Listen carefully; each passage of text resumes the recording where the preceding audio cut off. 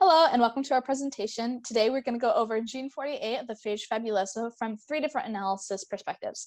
My name is Taylor Wolt and I'm here with my peers Iman Mevaa and Bailey Czerkiewicz, and we're going to go to Bailey for the project overview.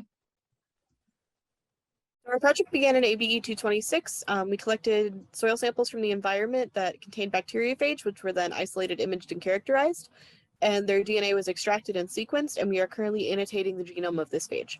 From this, we got the question of what can the genome in our phage tell us about its phylogenetic and mutational background and context of a protein of known structure, and we will get in a little more detail with Taylor. So our 3 methods of analysis were phylogeny, mutation, and structure. For phylogeny, this is important to understand the evolutionary background and possible applications of a phage, and this was done using PhyML and Mega software. Bailey completed our mutational analysis, which consisted of writing Python code to analyze proteins at the same length to look at similarity and various mutations. And this is important to understand adaptations over time and similarity and relationship between structure and mutation. And the structural analysis was done by Iman to look at the relationships using PhyMol and RCSB, and this looks at the relationships between structure and function. And that brings us to look at our protein overview with Iman. Okay, so we chose Phabuloso 48 based on the evidence from the start site analysis that showed that it had a clear start site with a high coding potential. Phabuloso 48 was also one of the genes with a known function, which made the protein analysis way more relevant, and was also a gene that was able to be analyzed for phylogeny and mutation analysis. So Phabuloso 48 also codes for a tyrosine integrase, which is a protein that cleaves abnormal chromosome multimers that result from DNA replication errors. And the protein just turns these chromosomes into functional units, which brings us to our phylogeny analysis with Taylor.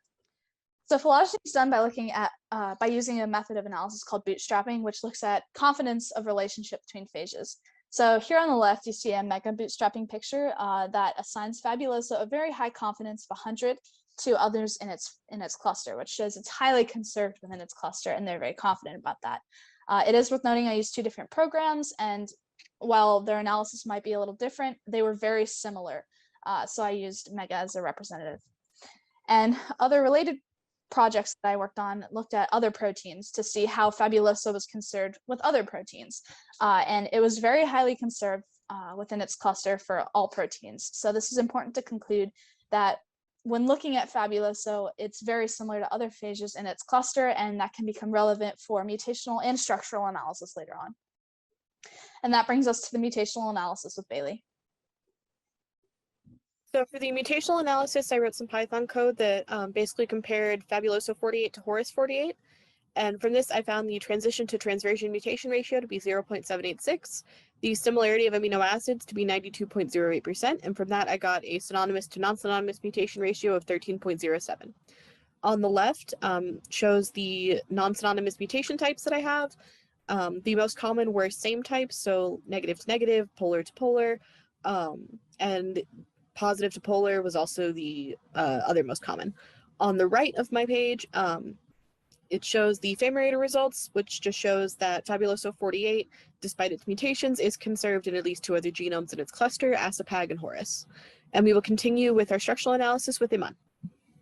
So the structure of a protein strongly impacts its function. So I compared the structures of the tyrosine integrase with the structure of Phabuloso 48. So on the left, you can see the known structure of tyrosine integrase, which is a protein dimer, meaning that it's composed of 2 domains, one in green and one in gray. It also interacts with DNA, which is represented in red, which just shows how the protein and break down chromosomal multimers.